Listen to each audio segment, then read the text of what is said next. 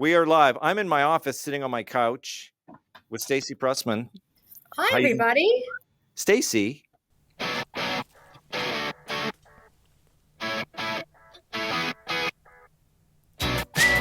How to Be Tom Shalhoub, a podcast starring me, Tom Shalhoub. Each week, I explore a topic or speak with someone I find interesting, someone I think you could learn from. By listening, you might gain some insight into what it's like to be Tom Shalhoub. Now, why would anybody want to do that? Well, look, you have to model yourself after someone, right? Might as well be me. I mean, who are you going to be, Albert Einstein? Much easier to start with someone simple, like me, Tom Shalhoub.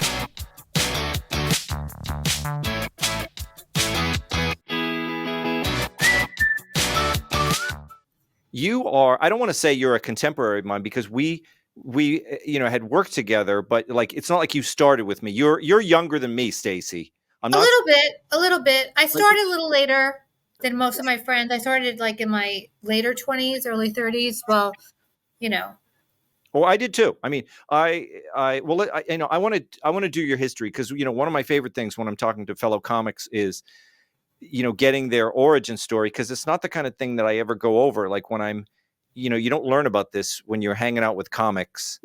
No. You usually don't know how all of the stuff they had to do to break into the business. I came from Boston. I started in basically theme parks. I started singing in a barbershop quartet and then, wound my way through the world of like summer entertainers. And then I ended up doing improv. And then, of course, I was around comedians. So I started stand-up in Boston. Then I went to Florida. Then I moved to New York. And that's when I met guys like Jim Gaffigan and Geraldo and people like that. But let me get your journey. Where were you? Where did you start? I'm from originally a native New Yorker from Brooklyn, New York. I started in the theater. I did a lot of plays and a few films before I even touched the stand-up mic. Oh, you did? Yeah. It was I was in a show called Grandma Sylvia's Funeral off Broadway for about 4 years. Oh my gosh, I remember that was such a there were Grandma Sylvia's Funeral. That's the original, because then they had like Benny's Bar Mitzvah and like, Joey's funeral or whatever, right? Well, Tony and Tina's Wedding was the original, and then we came next. But we were like mostly scripted, and we had like really interesting like guest stars in our show. We had like Mary Wilson from the Supremes, Lee Merriweather. We had like some serious actors, and performers that in the permanent cast, or they were just special guests. They would stay for like 3 or 4 months. No one wanted to leave. It was like the easiest gig. It was fun.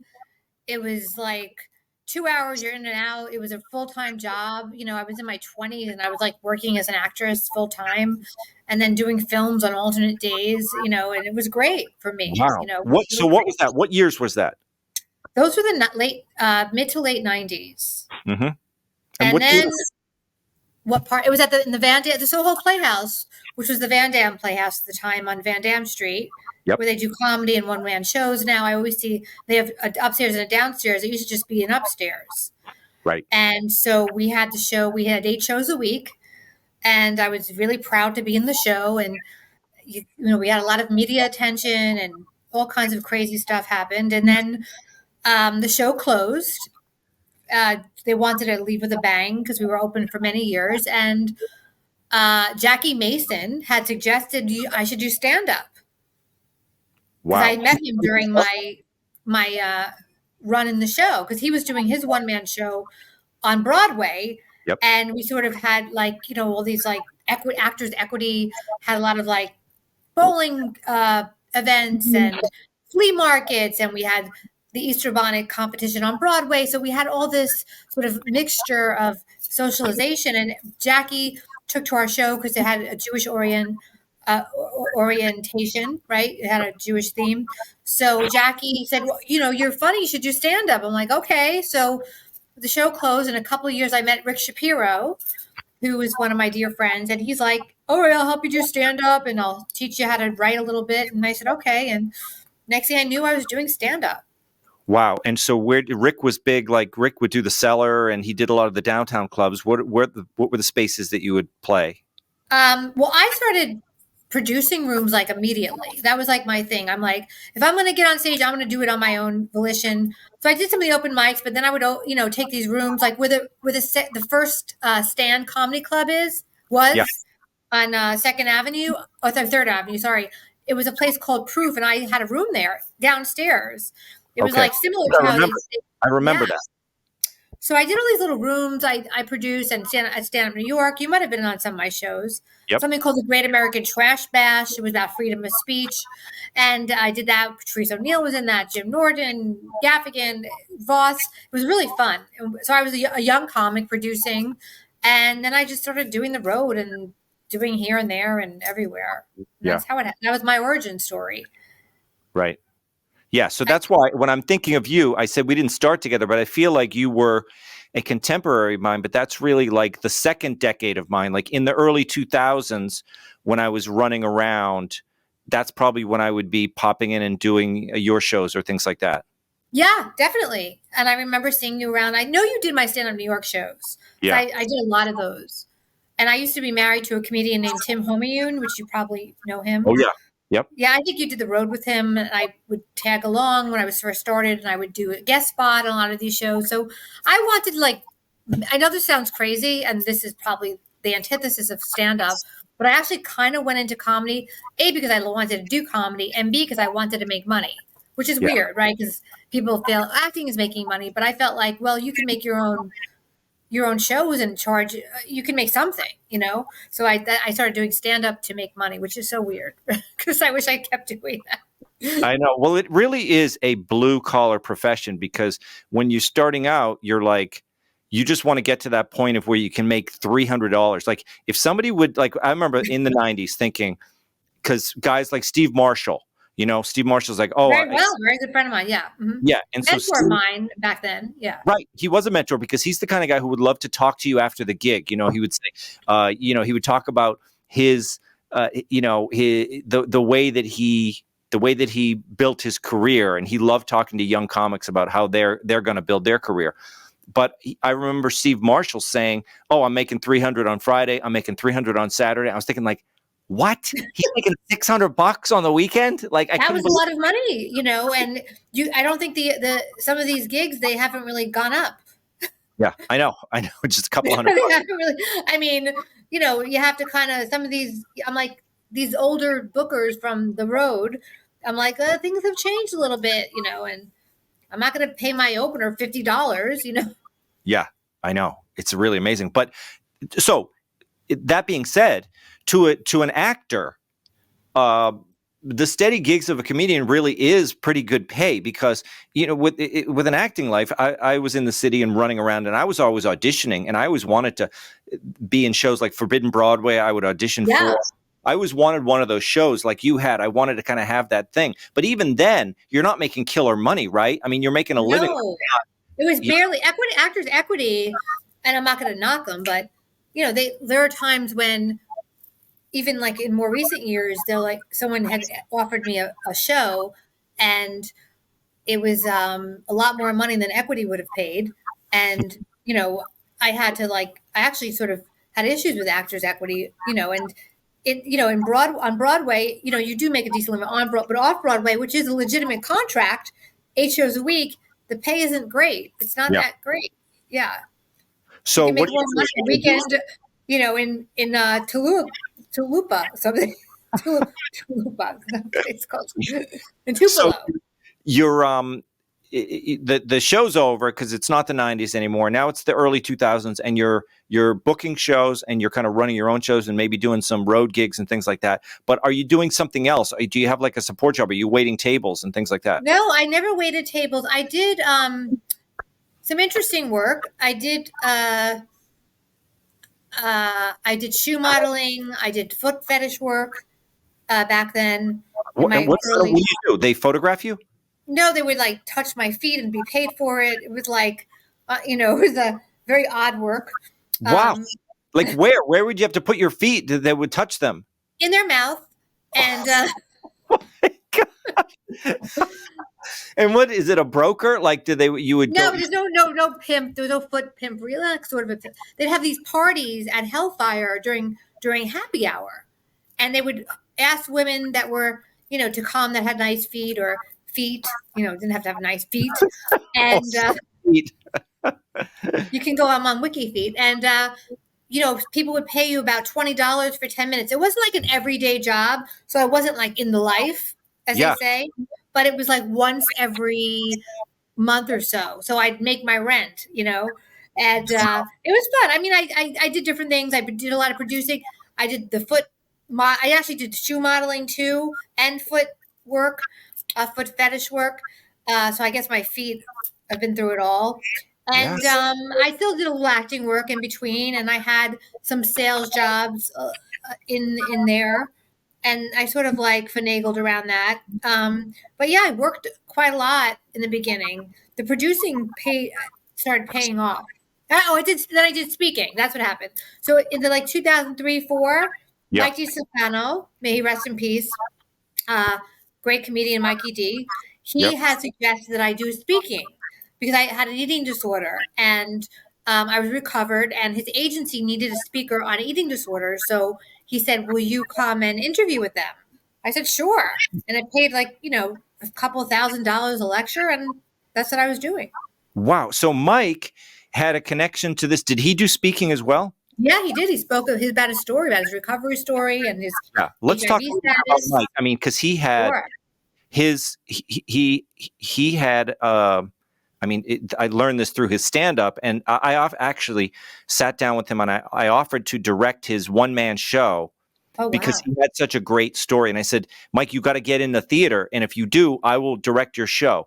And he was like, I don't even know where to begin. Like, he was like, I just got to do my stuff in stand-up. And I was like, no. Your story is a theater show, It is. It was great. It was amazing. He was a tough guy. He did drugs. His wife contracted AIDS. Am I right? And then he never contracted AIDS. He was HIV positive, but it became non-detectable. And he talked about that at the colleges. Like, the funniest thing, Mike and I would be at the Southeastern Panhellenic Conference. That's like every sorority in the South. Okay. Yeah. So it's Mikey D, guy from the Bronx, girl from Brooklyn, doing lectures on eating disorders and HIV and addiction to Southern women that were in Greek life, or sororities, for those that don't know, but it was insane. We were able to relate our stories to them. Not that, they were very different than the way we grew up, very sort of proper and prim, and everyone was dressed to the nines, and Mikey D and I would come out, and he did his lecture, I did my lecture. It was funny, but we were able to convey these messages of healing, recovery, and hope to, people from all walks of life. Yeah. And Mikey D was one of the best at it, I have to say. He was great. And he was an incredible comic, and he was a back in those Patrice days and everything, he was one of those comics who would just work. He'd come in late night. He would work the crowd. He would talk about race. He would talk about all things that made people uncomfortable, but he was able to do it in such a brilliant way. And he had such respect among his comics. And then finally, we both did, of irony, the kind of show that neither of us were really comfortable doing, but both Mike and I did Last Comic Standing together. Oh, right. Right. I remember that. Yes. And so, and I went there, and you have to audition. I had to audition in front of Geraldo, Oh, that's so funny. I know. Oh, may he rest in peace. He was a brilliant comic too. Yeah. But of course, and he's just doing it for the money. He being a judge, and he feels terrible that he's got his essentially peers. I mean, I wasn't on his level of success at the time, but we had started together, and then I got to come out and do Last Comic Standing and audition Geraldo, but he and Andy Kindler. Oh, right. Everyone, I remember, I've worked with those guys as a younger comic, and then having to judge each other was very bizarre. Yeah. It was a way to get exposure and make money, I guess, right? Yeah. And so everyone has the same agreement. We're all doing this. Nobody really wants to do it, but we did it. So then I did the first round, and Mike and I both went in thinking we're not going to even get through this. They're not going to pick us. But then we went through the first round, and then we went to the show at night at Gotham, and then we got passed to Vegas or Vegas or LA. I can't remember which one we went to. but we had to fly out. And so, we were staying in the hotel together, and we were just kind of laughing about it. And he was kind of, now he was my competitor. Like, he had to beat me, and he's like, I'm going to beat you, Shalou, So it was this kind of fun competition, but we couldn't really take it seriously. Yeah, I remember that. I totally forgot about the last comic standing days and cheering my friends on and being excited about it. Yeah, it was like, 'cause I knew everybody on the show. It's like, I hope, Yeah. It's like, I remember the season with Michelle Ballin and you guys, and it just was so cool. That's right. And I, in the end, you know what happened with me? I ended up only getting to Vegas or LA, whichever that one was. It was LA. It was LA. Because we shot it in like Burbank or something like that. And they cut me out of the whole show. So like, oh wow, I was killed in LA, at the semifinals or whatever, right? And I think Mike went on from there, the semifinals. Yeah, he went to like the last 5 or something. Or yes, he was a runner up or something. Or did he win? I don't know. We didn't win. No, but he was, and I forget who won that year. But yeah, Mike was definitely went further than me. And then when I went to look at it, because I was thinking like, oh, whenever they cut you, they make you look bad, and then they cut you out of the show, and they make it look like you had the worst set of your life, even though like all of your sets were the same. Yeah, I remember them doing that to some people. They would like put them in these like vignettes and like two lines of their act, and there was no punchline because they would cut the punchline out, and they would mess with people's acting. The audience, and they just show a shot of them waiting when there was no comic on stage. It's like they fake it up completely and they make it look like you bomb. So I thought that was what was going to happen to me, but I tuned in and they didn't even show me. Like, they didn't show my original audition. They didn't show my Gotham set. They didn't show my Los Angeles set. So basically, at some point, they decide on a narrative. And if I didn't fit there, to be honest, I bet I didn't bomb badly enough on the show. You probably did well, right? You probably did well, and you didn't bomb. So what are they going to do? Oh, this funny guy didn't get to the next level. Yeah, and there was no film of me being like, I really need this, and like, when you get like the personalities that they just want to, they want to succeed and they want to play up the drama of the story. I'm not a very dramatic individual, so I think that I just didn't fit their thing. So they were like, just cut him out of the whole show. Right. I mean, everyone had to be a character or like do something crazy or be really bad. It was like, it was a bizarre group of people. The show got kind of worse after the first couple of seasons. I couldn't watch it anymore, but. Yeah, I know. When it first came on, I was like, oh, this is going to be terrible. A comedian contest. But of course, the first few seasons were kind of fun. And then it made you think like, oh, why didn't I do that? I should have auditioned for it. But, this is what. Yeah, exactly. We go through different things. I know, luckily. And then it's worse if they would have taken your set and mushed it together some weird way. And, and then you just don't want to do anything. But I had signed a secrecy agreement, though, so I couldn't even tell people that, like, you're not allowed to tell people you're going to be on the show or whatever. And then it came, and then, I was able to just, write it off. And oh, wow. If it never happened. Well, that's probably good. Yeah. So now it's the early 2000s. So that's still now we're in 2023. So we're talking about 20 years. Now, what do you do from there? Like, what was the next thing? Because I look at my career in phases. Like, I get to New York, I'm working as a waiter, and then I'm just running around trying to break in. And that's when I was working with guys like Gaffigan, and we're just basically doing open mic nights and things like that. And then I did Conan in '99, and that was kind of a good breakthrough for me to great. Get, like TV. And then all of the 2000s were like, struggling to get like Comedy Central exposure, just get on TV.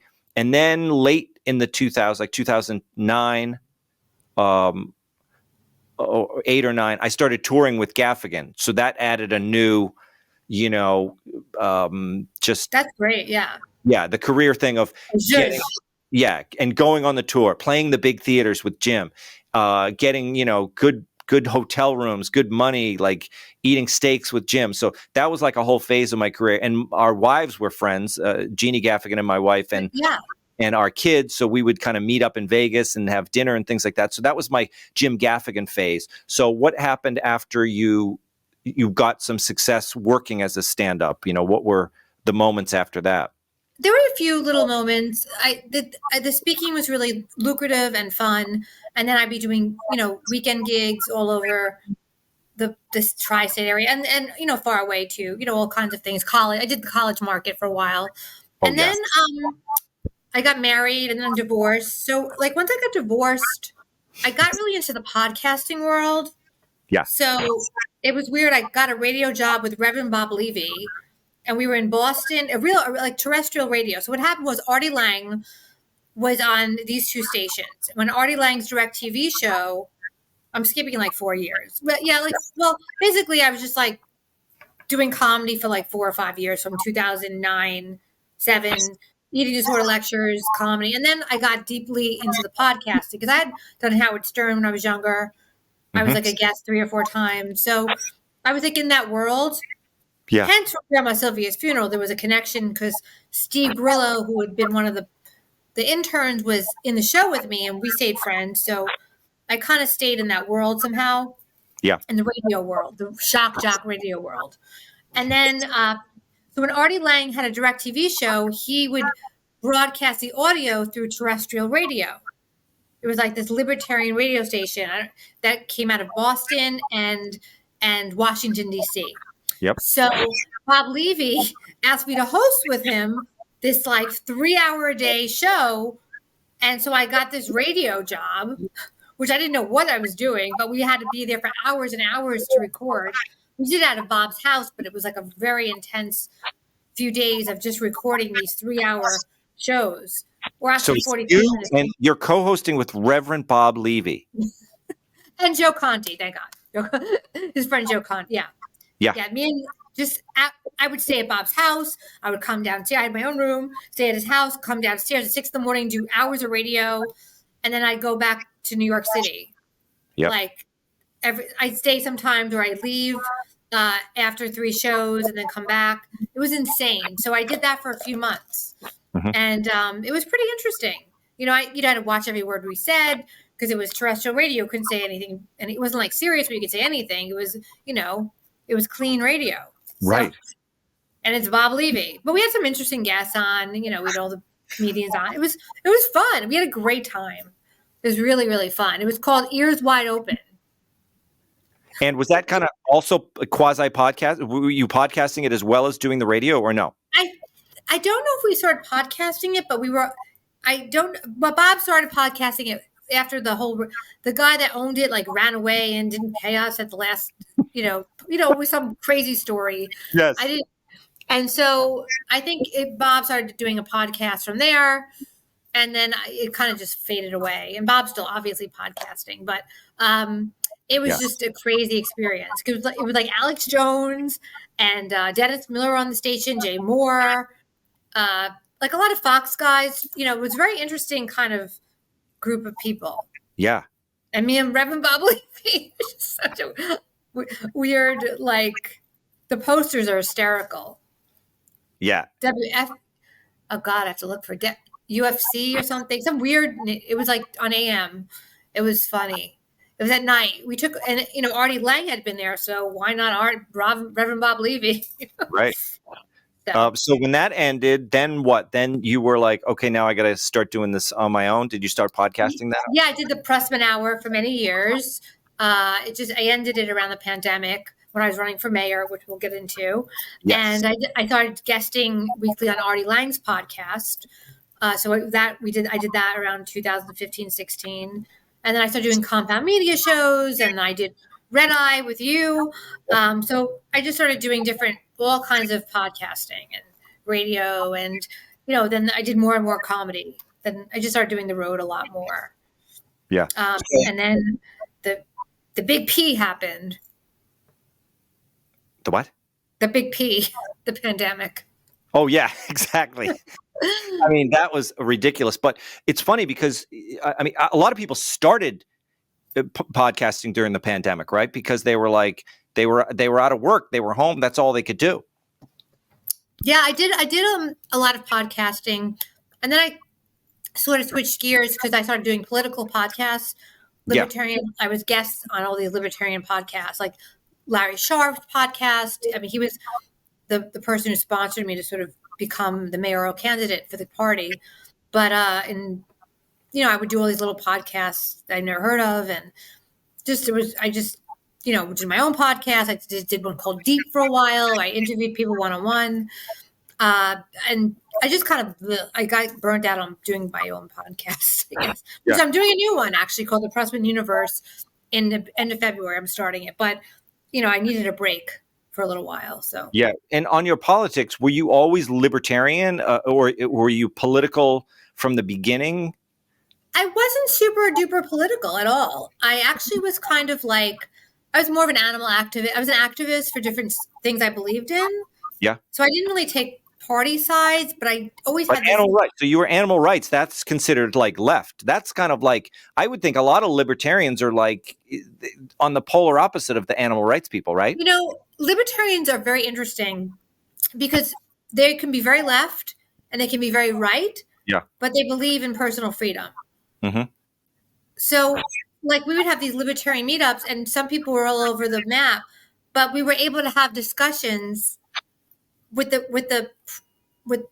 knowing that we all believed in our civil rights and our human rights and our liberties. So that came first, at least in my view. Like for the Libertarian Party, our civil liberties and our human rights and our freedom come first.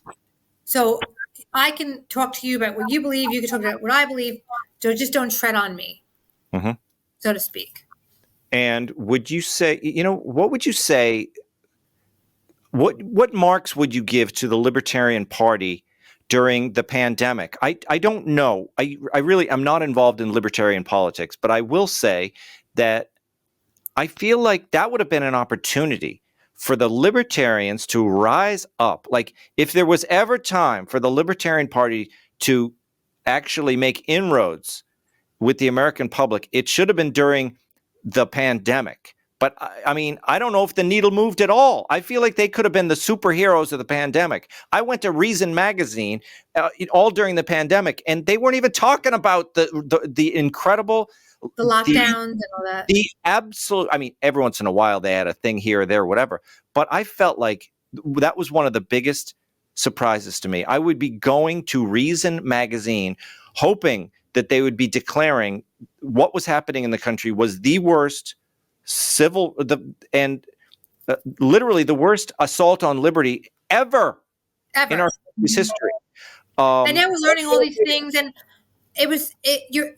we had a huge amount of policy. My campaign. Yeah. For those people that don't know, I ran for mayor in 2021. I was a libertarian candidate. Was it because of the pandemic? The idea was in my head from years before, but the pandemic kicked me in the butt.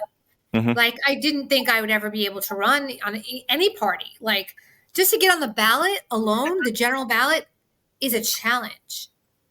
People challenge you. How do you do it? You got tell me that guy again that came to you. Who was the guy that came to you and wanted you to run? Larry Sharp. He ran for governor. Yep. Twice, and he's a brilliant gentleman. Larry Sharp, check him out. He has Sharpway. He has Larry Sharp. He has all kinds of. He's a very smart gentleman. Yep. Really great for the Libertarian Party. I think one of the best.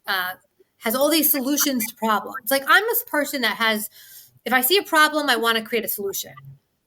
The best with civil liberties in mind and freedom of speech in mind, but I always want to create solutions to problems, and I go right for that. Politics, unfortunately, are politics, right? People want to, you have to find party lines, and you have to, make sure you're not going rogue and all that stuff, as they say. And I kind of get what that means now, because you have to sort of stay on the on the path of what your party believes in, whatever it might be. So, but when the pandemic happened, I felt like I had all these shows. I mean, I was really excited about big shows. I was like, they're all closed. Yep. I was like, they were all closed. Obviously, theaters I was starting to get more, like the last show I did had 600 to 800 people. And I was getting frustrated. I was really working hard, and it was so frustrating to see that just happen. I was working consistently and making more money, and it was like finally, I'm making money as a comedian, right? Yep. Everything closed. And I got depressed, but I also said I'm going to run for mayor. And I declared in April of 2020. And from then on, I got a team together. Larry helped me. He was the head of my team. I had a campaign manager, and we got together. We wrote policies out. I would go to the debates. There was tons of debates I had to go to, ran by different, special interest groups. I debated our mayor many times. Eric Adams and I were in the same debate, and everybody else I was running. So it was very interesting. I mean, and I got to really express our political views. And people agreed with me. That was the crazy thing. So running for mayor, you had what? You had a Republican, Democrat, Libertarian, and a bunch of a lot of independent people. Yeah. The Democratic race was very intense, the primaries, but I already won my primary with the party, so the Democratic primaries was very significant. And I thought I'd be running against Yang, who I now am friendly with. I love Yang; he became friends with me, but he didn't win, and so Eric Adams won, and they essentially declared him mayor before the election. Really, or they were like the next mayor. Yeah, he really was able to play that even on Fox News. The way that somehow he did a couple of photo ops standing in front of cops, and they were like, "Oh, he's a law and order guy." I mean, he's not really a law and order guy. Nothing. He's a party. He likes to go to parties. Exactly. But he was able to, just because he wasn't anti-cop, the way that there were so many Democrats who were basically like they were the defund the police types. And all you got to do now to be essentially a law and order Democrat is to not say defund the police, right? Right. I mean, now we're in New York City. We have so many issues with crime. It's everyone's complaining about it, of all races, and we need police officers now more than ever. Yeah, between the bikes and the subway crimes and all this other crap, we have so much stuff going on, and it's like not the time. It's like we're in. I knew we'd be in a mental health crisis, right? So people, the pandemic happened, and I'm like, we're going to be in the next few years in a mental health crisis. Trust me. And we are. A lot of these crimes that we have are these random crazy people, stabbing someone, shooting somebody. They're not organized crime for the most part. We hear people getting shoved into the subway. That's a mental health crisis crime. Yeah. And so we have no intervention with homelessness. That we have homeless people more than ever. They're all, and we don't have any interventions. That I ever see. I'm in the city all the time. I'm in the city, for days at a time, and I never see anybody helping the homeless people, doing anything. They just let them have their own little huts, and not even huts, like they just sleep under the grating, under the things that, what they call the things that the buildings, they protect the buildings. Yeah, the awnings. The awnings, and they build, and it's just a problem. And it's funny because at this, the homeless people, they actually used to get at least lip service. People would say, "Oh, we got to do something about this."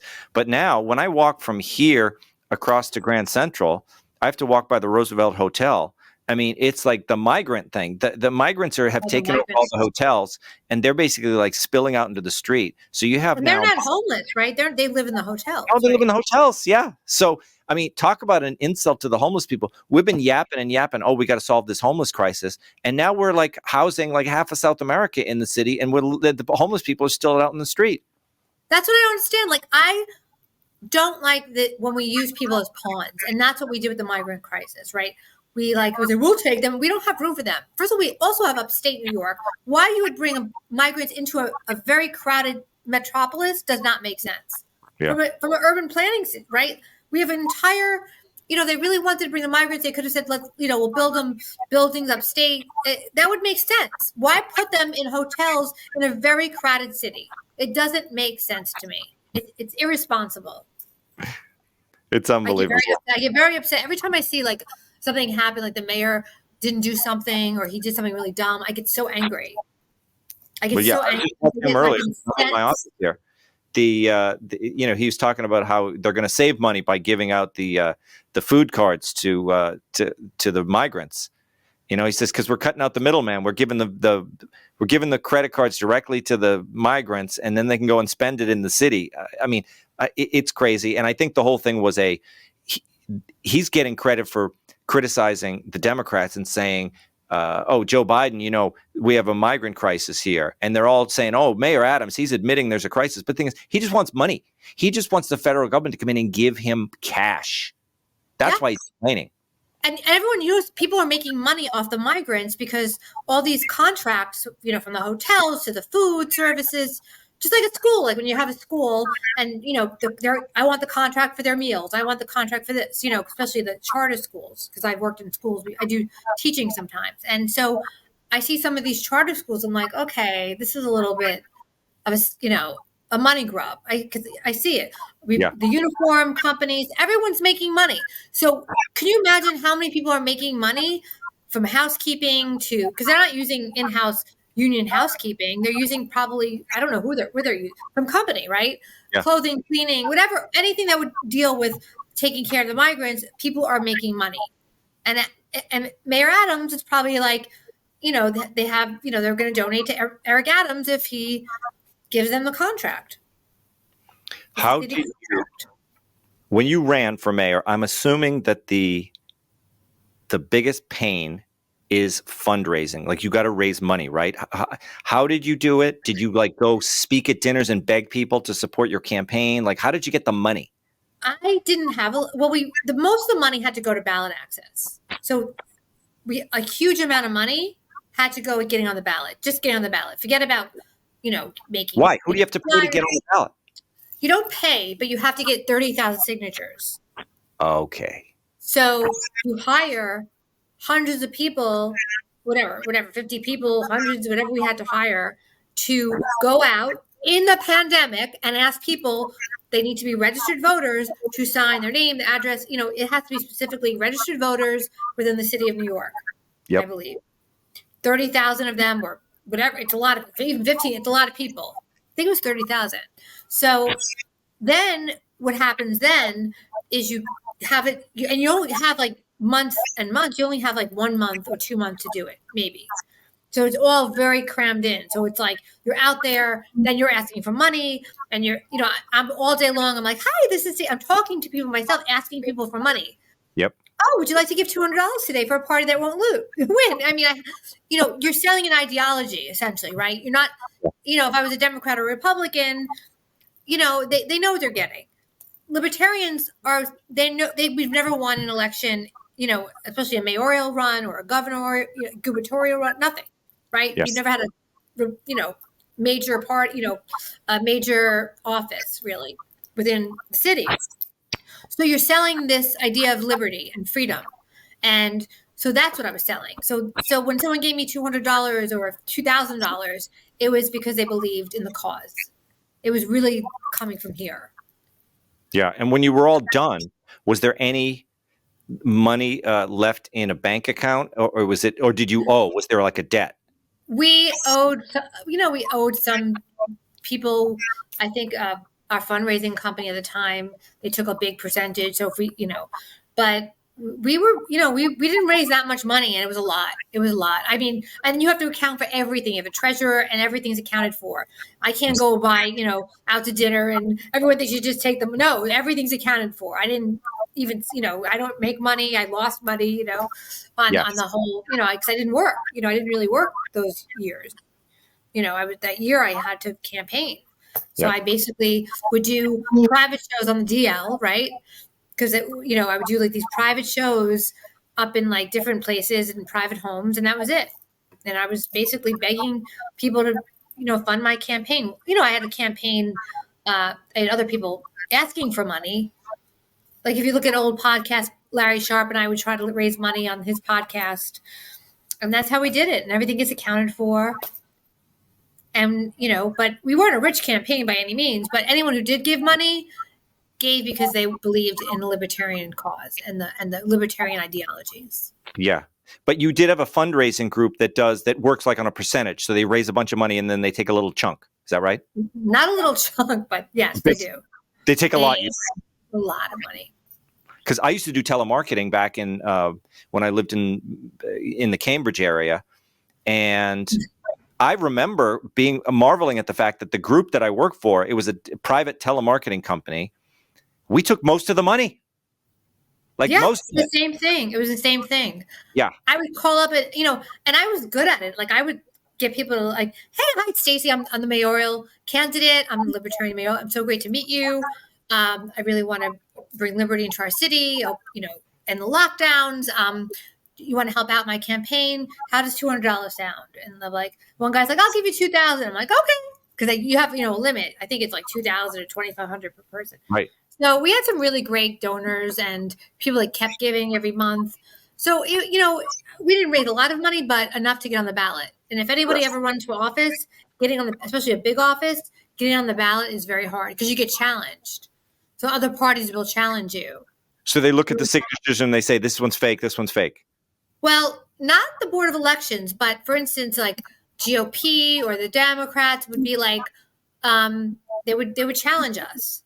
And then, we had like my campaign manager, who was an ultimate genius, fought the challenges and we won. We got on the ballot. And that alone, that to me, when, other than obviously if I won the election, that was one of the hugest hurdles to go over, is getting on the ballot. So it's not so easy. That's a challenge for a third party or independent. Let me know if you know the answer to this, because in the local election or the New York election, I was voting for Westchester County Supervisor, because I live in Yonkers on the Yonkers-Bronxville line. Okay. And so I wanted to make sure I was not only voting for the state elections, because I wanted to vote against Kathy Hochul and all that, but I wanted to vote for a couple of Westchester County executives. So I went to my local election and I noticed something, that you have so-and-so Republican, so-and-so Democrat. Okay. Now, if I don't know who they are, I'm just going to vote Republican because I'm conservative, okay? But a lot of people were like Republican, Democrat, and then there was the conservative line, and you would think like, oh, I'm conservative, maybe I'll just vote for the conservative. But then I looked, and the conservative was actually the Democrat. They got on the conservative line. And then there was a liberal line, and she got on the liberal line as well. So she was on liberal, conservative, Democrat. She was on all three. And I said, oh, this whole thing's a scam. You can do that. So basically, there's a conservative party. I don't know. I didn't know there was a liberal party. It's not called. There's a liberal party, too.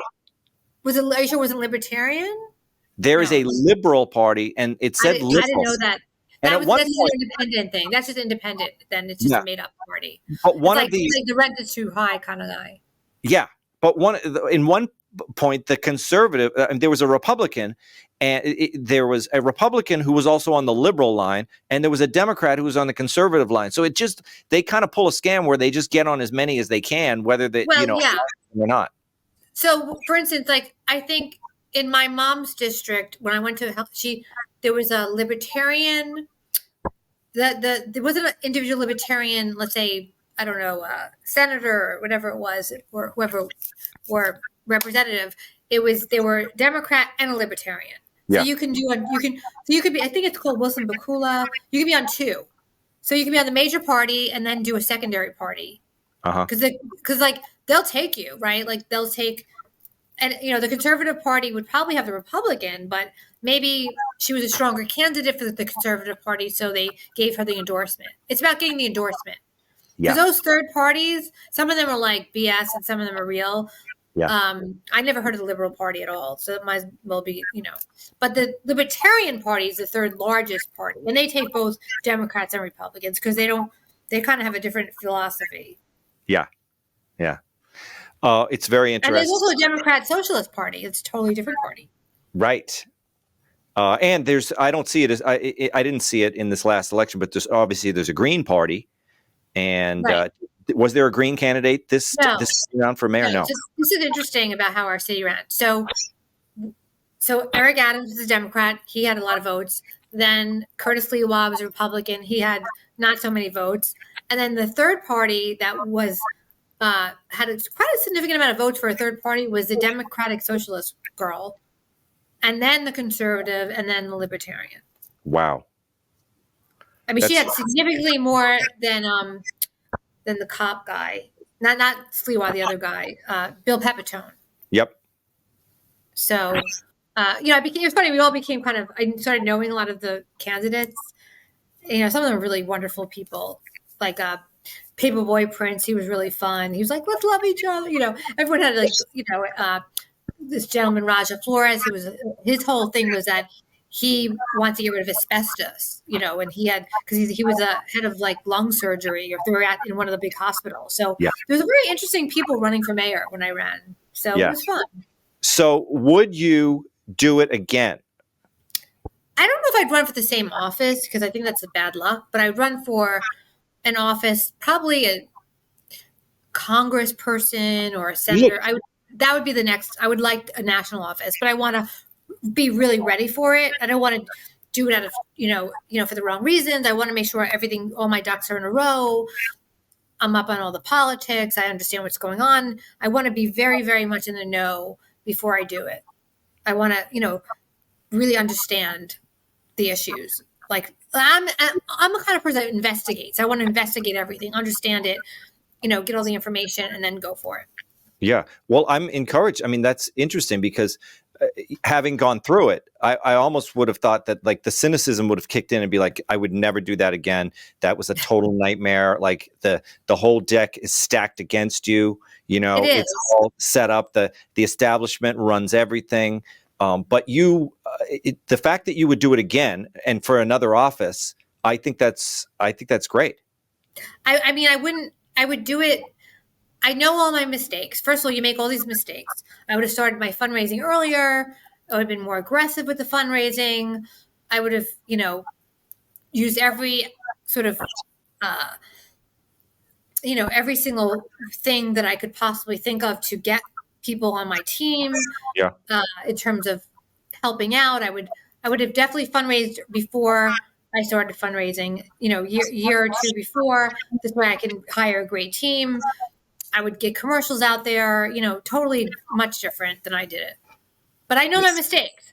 I think I was just, now I understand what to do, right? Because like I didn't know what I was doing. I was like really a fish out of water. Yeah. And it was a big office, and I took on a lot. But I think doing a little bit smaller office or a senator or something, a smaller district or something would be better. I don't know if everyone's like, you should do city council, but I don't really want to stay in the city. So I want to be able to broaden into like more of a national. I wouldn't mind being in DC for a while. Do you know Vicky Palladino? I talked to her on a recent podcast. I don't know her well. I know the name. Vicky Palladino. She's one of the few. I don't know how many, but there's only a small handful of Republicans on the city council, and she's one of them. Oh, wow. Okay. There's not a lot. Yeah. They wouldn't let me. I'm kind of very middle of the road. Like my views are very middle of the road. I'm kind of right in the middle, right? So I don't fall too much on some issues are left, some issues right. Like it depends on the issue, right? Yeah. So a lot of the city council, they wouldn't even let me speak at their meetings. Right. Not city council. But community board. Sorry, I couldn't forget the community board. I see. Yeah, I had some issues with the community because they're so like set in their ways, and Yeah, I would imagine. I mean, community boards have to be just very liberal, right? Because it just seems like a left-wing entity. It's almost like community organizers, right? Or they're very control. But they want, right? They're very controlling, and yeah, the people that yell at you in the elevator, Yes. they remind me of people that would be on the co-op board. Yep. Yeah. When do you shower? When's your, what time do your visitors come? Do you drink wine? Do you eat slime? I mean, that's what they remind me of. It's like too much in your business. We were in a co-op in Bronx, in Riverdale, for years. Sorry to hear it. But yeah, and I would occasionally go to the meetings, but and I would vote for who I thought was the good person. But yeah, they're in your business, that whole board. It was a total nightmare. I'm glad that I'm now a homeowner and I don't have to deal with that. Way. Yeah, that's why I don't like doorman. I don't like that kind of feeling. I always wanted I grew up in like a private house. Like I never wanted to have too many people in my apartment building. I lived in it with a doorman bill. I hated it. I felt they were spying on me. And I'm not paranoid. I just don't like the idea of people knowing your comings and goings, and it doesn't make me feel safe. Yeah. I'd rather just have like cameras, like in my house or something. Oh, and thank God we got out of that building. We were in a small co-op building. I mean, it was a small co-op building, but it was also a small apartment. But we got out of there just before the pandemic. Oh, I wow. can't imagine what it would have been like in that building with all the lunatics in there during the pandemic when I just wanted to live my life, you know? So we got out of there in time, and we That's got good. to our house in Yonkers, and so it was great. Yeah, that's a great area. I love Yonkers. Like, I have family that was from Yonkers and Upper Westchester. It's beautiful. Yeah, I mean, where I say it says Bronxville on my mail because I'm in the Ooh, I'm in fancy. yeah, fancy, but we actually are on the Yonkers side, so we pay the Yonkers taxes. So we kind of get the best of both worlds there. Yeah, that's great. I mean, I love Westchester's a great suburb of New York City. Yeah. I mean, it's a really good. I mean, I think that like New York was so divided, and now people are like, we need more cops. You know, it's like it's a strange thing what is happening now. You know, it's Oh, it's going to come back in a big way, you know, with this migrant thing. I mean, I feel like your average left-wing Democrat is now starting to like drift because they've had it, you know. they've had it. I mean, yeah, everyone's like very left wing until it's in their backyard, right? It's like, you know, everyone's just, you know, like everyone's very woke until it affects their life, you know? So like, it's like, that's what people are. They're selfish. People are just, they're in some ways, you know, and I think that people get confused with like real empathy and being woke. And that was the thing that always bothered me. Like sort of like virtue signaling and really caring about people are two very different things. Yeah. And I think that when people sort of like really care, they really do things. When they virtue signal, they're just a pain in the butt. That's just my opinion. Yeah. So I want to plug your podcast that's upcoming. You said it's going to debut at the end of February? Yeah, the end of February, called the Prussman Hour. Go to my website, staceyprussman.com or staceycomic.com. Follow me on social media. All at Stacey Prussman. Donate to my podcast. I want to do it in studio because, you know, I love the idea of having a studio and doing it from like a studio in the city where people could come and I can get guests that feel comfortable, because I've been doing podcasts out of my home for so long. So I think it'd be fun doing a studio. And I want to get some ads out so people know what's coming. So if you can, donate what you can, $5, $10, $6, whatever you can. That's great. And what do you do? Patreon? No, it's actually just go to my website. It's a Square donation link on my website. Oh, that's great. That's great. So, all right. And then it'll be on all the things. It'll be on Spotify and Apple and it'll be on everything. Yeah. So I want to, you know, have to pay producers and all the things to pay. You have to pay all these links and all that stuff. So guys, donate. You know, it's fun. It'll be fun. I have some great guests coming, and hopefully Tom will be on the show. I would love it. It'll be awesome, and we're gonna have a good time. So it's gonna be a little different. It's not gonna be shock jock. I'm talking to people all walks of life that no one else is talking to. So I'm really excited about that, because I've done the whole shock jock thing. I've done some political stuff. We're going to just learn about different things, talk about really interesting people that no one's talked to in a while. So I'm really psyched about it. Yeah. Yeah, that's why I do this. I mean, I got my job, I got the Fox, whatever, but I like doing this as my personal project, because I just like to. I have a place where I can just talk and you know, not worry. And I just want to thank you. When I was on Red Eye, my dad ended up passing away very soon after, a few months later, and he was so proud. Oh, I was on Red Eye with you, and he was like, "When are you going to be doing it again?" And he was, I had a ventilator. I'm like, "Oh, soon." And you know, the show closed, and my dad died. But I wanted to thank you for that. Oh yeah, and you would have been on. You would have been a regular on it if we had just stayed on the air. I know. I wish you would have. My friends loved it. They all watched it, and you know, it's TV, right? It's show business, but it's great what you're doing now. Yeah. We're keeping busy, and hopefully there'll be some Fox Nation projects coming up soon, and I'd love to have you. I'd love to do it. That's great. Well, thank you. All right. Stacey Prussman. Bye, guys. Thank you. Thank you, Tom.